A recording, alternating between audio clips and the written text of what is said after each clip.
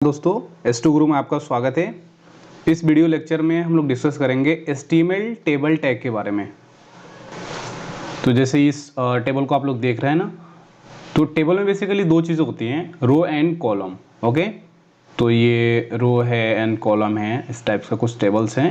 ये कुछ ऐसे ही हमने नॉर्मल नेम रखा है and class, gender and percentage कुछ। ओके, तो इस टाइप्स के टेबल हम लोग डिस्कस करेंगे अपने VS कोड में। ओके, तो टेबल में क्या क्या चीज़ें होती हैं उसके बारे में और डीपली हम लोग डिस्कस कर लें। ओके,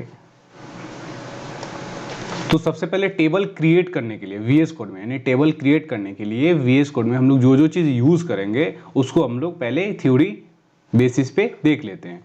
ओके, तो ये एक स्क्वायर है, ये स्क्वायर नहीं है एक्चुअली, ये टेबल टैग है। अब इस टेबल टैग के अंदर हम लोग क्या करेंगे, टेबल रो, ठीक है ना, एंड टेबल कॉलम क्रिएट करेंगे।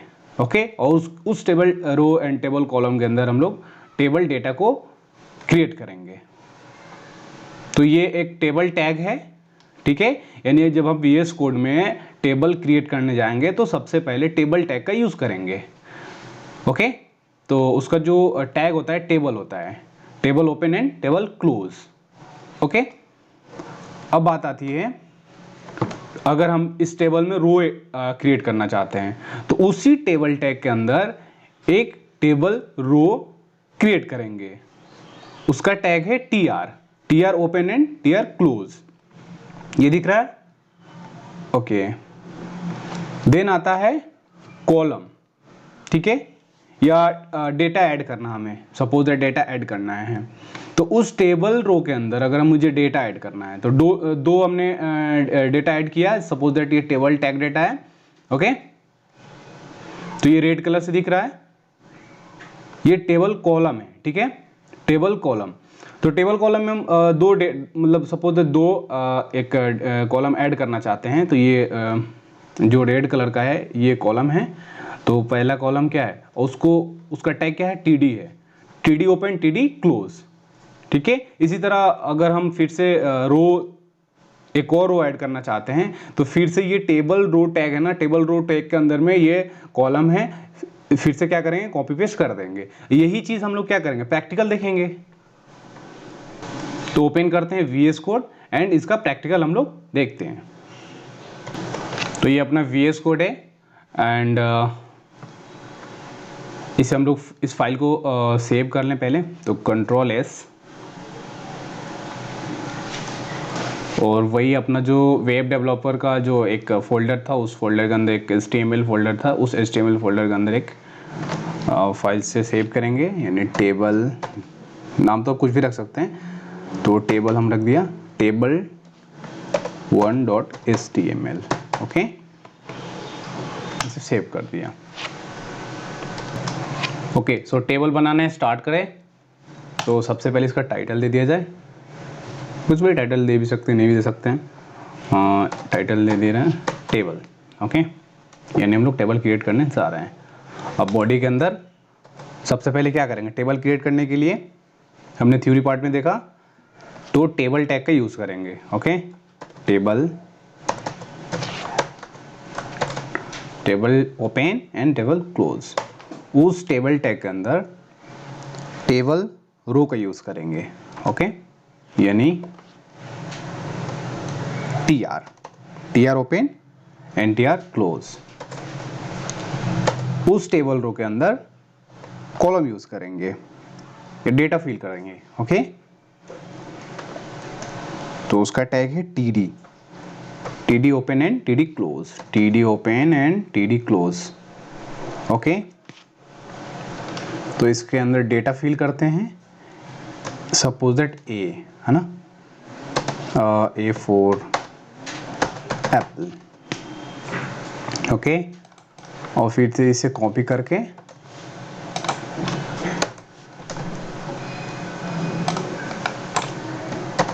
B for ball. ओके, ये 2 डेटा हमने फिल कर दिया। आप चाहे तो मल्टीपल डेटा और फिल कर सकते हैं, बट हमने एक सिंपल के लिए, एक चीज़ों को यानी टेबल को समझने के लिए हमने नॉर्मल एक 2 डेटा फिल कर दिया। ओके, अब हमें एक और रो क्रिएट करना है, तो इस टोटल रो को हम एक बार कॉपी करके पेस्ट कर दें, ठीक है, और ये C for cat and D for dog कर दें। ओके, सो यहाँ पे हमने 2 रो क्रिएट किया एंड 2 कॉलम क्रिएट किया, उसके अंदर डेटा फिल किया। अब इसका आउटपुट देखते हैं, तो कंट्रोल एस से हम पहले सेव कर लें इसे एंड इसका आउटपुट देखते हैं। तो इस टाइप्स के कुछ आउटपुट आए हैं। अब आपको ये क्लियर नहीं हो रहा होगा कि इसमें कौन रो कौन कॉलम, ठीक है ना, और कितने रो हैं कितने कॉलम हैं, ठीक है। तो ये इसलिए समझ में नहीं आ रहा है कि हमने जो है इसका बॉर्डर नहीं दिया है, ठीक है। अब टेबल बनाने के लिए क्या बॉर्डर का यूज़ करना पड़ता है, पैडिंग का यूज़ करना पड़ता है, बहुत सारी चीज़ें होती है, बैकग्राउंड यूज़ कीजिए, कितना पैडिंग करना है, कितना बॉर्डर रखना है। ओके, इस टाइप्स के डिफरेंट चीज़ें होती हैं। सो हम लोग VS कोड में यूज़ करेंगे एक एक करके। तो सबसे पहले बॉर्डर यूज़ करेंगे ये पूरे टेबल में। ओके, तो टेबल के अंदर में बॉर्डर यूज़ करेंगे। Okay, so border equal to double quotation के अंदर बॉर्डर कितना रखना चाहते हैं, सो 2px 1px, अब जितना भी रख सकते हैं, ठीक है। जैसे यहाँ पे हमने 2px रख दिया। ओके, सेव करके इसे रन करते हैं। तो ये बॉर्डर दिख रहा है ना। अब तो क्लियर हुआ होगा कि जो हमारा टेबल है ये टेबल टाइप का दिख रहा है, 2 रो है एंड 2 कॉलम है। क्लियर। अगेन इसमें और भी इम्प्लीमेंट करेंगे। तो ये तो हुआ बॉर्डर। ओके, अब इसका जो विद है, विद, ओके, विद जो है इसको अगर हमें ये घटाना बढ़ाना है तो इसका विद हम लोग क्या कर सकते हैं, अभी डिफ़ॉल्ट साइज में है, अब ये डिफ़ॉल्ट विद में है। ओके, अब इसका विद अगर हम बढ़ाना चाहते हैं इसके लिए विद का यूज़ करेंगे, ठीक है। तो पूरे टेबल में यूज़ करना है ना, तो विद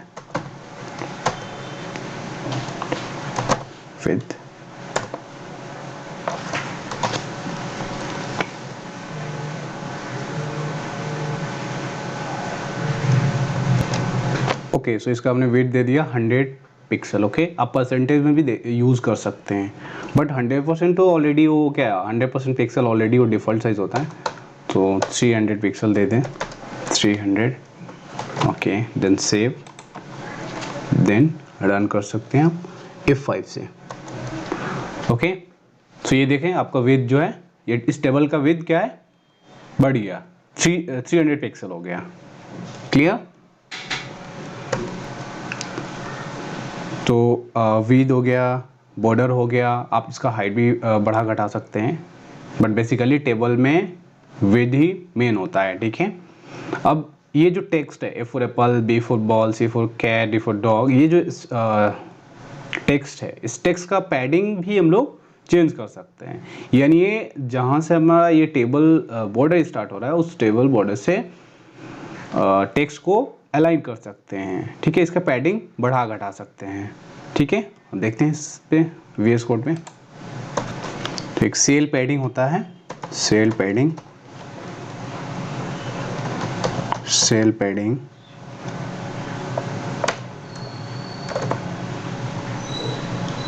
सेल पैडिंग 10 पिक्सल दे सकते हैं, आप परसेंटेज में दे सकते हैं। सेव करके और रन करेंगे। अब देखिए सेल पैडिंग 10 पिक्सल हमने दिया है, यानी ये बॉर्डर से 10 पिक्सल क्या हो गया, टेक्स्ट अलाइन हो गया, ठीक है, टेक्स्ट हट गया। क्लियर। यानी टेबल बॉर्डर से ये 10 पिक्सल हमेशा टेक्स्ट जो है रहेगा, ठीक है। आप टेक्स्ट बढ़ा दो घटा दो उससे फर्क नहीं पड़ता, बट ये जो टेक्स्ट है आपका, ये बॉर्डर से 10 पिक्सल कभी भी हट के रहेगा, ठीक है। ओके, अब हम लोग डिस्कस करेंगे इस चीज़ पे। सेल पैडिंग हो गया। अब सेल स्पेसिंग। तो सेल स्पेसिंग बेसिकली क्या होता है कि ये जो अपना जो टेबल है और ये जो बॉर्डर है, ठीक है, तो अभी हम लोग टेक्स्ट को 10 पिक्सल हमने ये किया, एडजस्ट किया, सेल पैडिंग। अब सेल स्पेसिंग में क्या होगा कि ये जो सेल पैडिंग है, सेल पैडिंग इस बॉर्डर से जितना पिक्सल आप बढ़ाओगे घटाओगे उतना पिक्सल बढ़ेगा और घटेगा, ठीक है। टेक्स्ट नहीं, ये cell padding, cell spacing, sorry cell spacing, okay. अब इसका हम लोग प्रैक्टिकल कर लेते हैं। तो उसी टेबल में हम सेल स्पेसिंग का यूज़ करेंगे। सेल स्पेसिंग अब 10 पिक्सल 20 पिक्सल जितना आप लेना चाहोगे ले सकते हो, ठीक है। सेल स्पेसिंग 10 px, ओके। अब इसे सेव करेंगे और रन करेंगे। अब ये देख सकते हैं आप इसका आउटपुट कि ये 10 पिक्सल जो है अपने बॉर्डर से सेल पैडिंग को कर दिया, ठीक है ना। आप इसे बढ़ा घटा सकते हैं। वो हम लोग डिस्कस करेंगे बिजी। बिजी क्या होता है? बेसिकली बैकग्राउंड कलर, ठीक है। अब इस टेबल का हम बैकग्राउंड कलर देना चाहेंगे तो बैकग्राउंड कलर दे सकते हैं। तो उसके लिए हम लोग बिजी का यूज़ करते हैं। तो busy equal to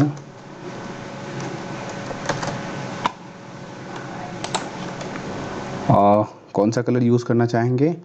suppose that pink.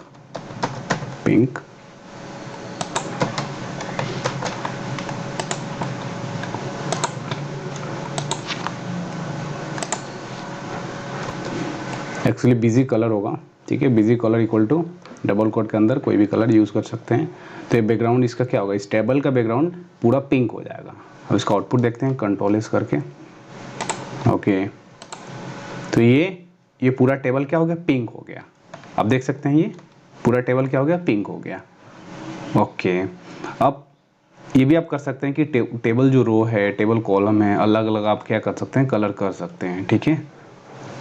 तो उसके अंदर में यानी अगर टेबल रो को आप अलग से कलर करना चाहते हैं, बैकग्राउंड कलर यूज़ करना चाहते हैं, या उसका हाइट या उसका वेट या सेल पैडिंग, ठीक है, तो उसको टेबल रो में करना होगा। टेबल रो में कमांड करना होगा, लिखना होगा।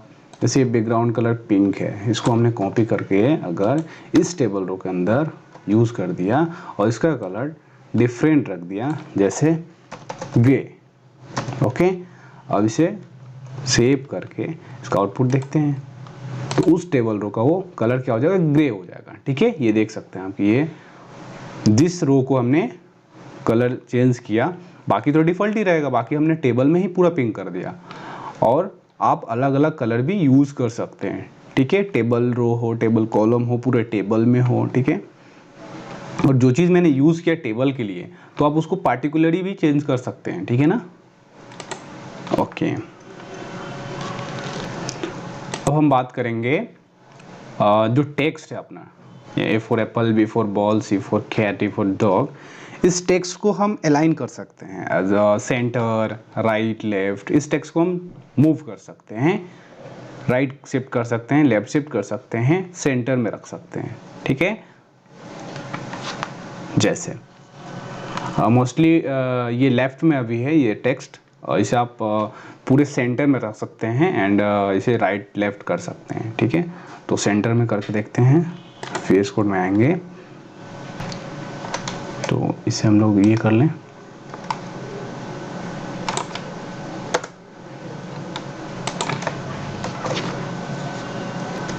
तो पहले टेबल रो के अंदर जो टेक्स्ट है, ठीक है ना, ये first table row, suppose that ये अपना जो फर्स्ट वाला डेटा है, ए फॉर एप्पल, ठीक है ना, इसका हम लोग टेक्स्ट को शिफ्ट करके देख सकते हैं। अलाइन सेंटर, ठीक है, कंट्रोल एस। अब आप देख सकते हैं कि A4 जो एप्पल है, ये पूरा टेक्स्ट क्या हो गया? अलाइन हो गए सेंटर में, पूरा सेंटर में दिख रहा है, ठीक है। चारों तरफ से क्या है? सेंटर में है, क्लियर। और आप चाहे तो पूरे टेबल को भी सेंटर में कर सकते हैं। जैसे इसे हमने स्क्रीन को ये कर दिया है, बड़ा कर दिया है। अब देखिए ये पूरा टेबल ही क्या है? लेफ्ट साइड है ना, डिफ़ॉल्ट साइज क्या होता है? लेफ्ट ही होता है मोस्टली। अब ये पूरे टेबल को आप सेंटर में भी कर सकते हैं, राइट साइड कर सकते हैं, ठीक है। तो टेबल में यूज़ करके देखते हैं इस कमांड को, इस टैग को, सॉरी, इसे कॉपी कर लेते हैं और इस टेबल में, इस पूरे टेबल को हमें करना है ना, तो इस टेबल में क्या करेंगे? सेव करके रन करते हैं प्रोग्राम को। ओके, ये ऑटोमेटेड क्या हो रहा है, रन हो रहा है। सॉरी, एक्चुअली दूसरा वेबसाइट ओपन हो गया। ओके, इसे हम लोग रन करेंगे। अब देखिए ये जो टेबल है, ये पूरा टेबल ही उठ के क्या हो गया, सेंटर में हो गया। ठीक है, स्क्रीन से सेंटर में हो गया, यानी अपना जो स्क्रीन का साइज है उस स्क्रीन साइज से ये पूरे टेक्स्ट जो है, टेबल जो है सेंटर में हो गए। क्लियर? तो आप चाहे टेबल को सेंटर में कर सकते हैं, या टेबल के अंदर जो यूज हुआ है, डेटा यूज हुआ है, उस डेटा को भी आप सेंटर में कर सकते हैं, है ना। टेबल रो को सेंटर में कर सकते हैं, टेबल कॉलम को सेंटर में कर सकते हैं। आपकी जो रिक्वायरमेंट है उस हिसाब से आप एडजस्ट कर सकते हैं टेबल को। ठीक है, तो बेसिकली यही सिंपल चीज़ें होती हैं टेबल में, कि आप टेबल को बॉर्डर कैसा देना चाहते हैं, बॉर्डर दे दें, उसका पैडिंग सही करें, उसका cell padding, cell spacing and text को अलाइन करें, बैकग्राउंड कलर दें। ठीक है ना, आपकी जैसी रिक्वायरमेंट आप उसको यूज़ कर सकते हैं अलग अलग टेक्स्ट से। जैसे इस टेबल रो में अगर हाइट आप ये करना चाहते हैं, हाइट बढ़ाना चाहते हैं, घटाना चाहते हैं, जैसे 40 px।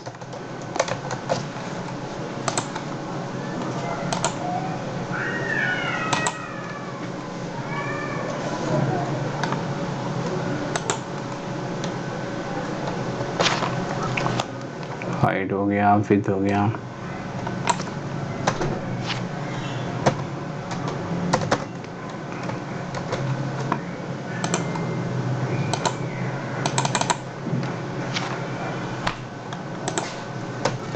सपोज दैट ये टेबल को आप अगर राइट शिफ्ट करना चाहते हैं, ओके, सो सेव करेंगे एंड शिफ्ट करेंगे। अब ये टेबल क्या हो गया, राइट शिफ्ट हो गया।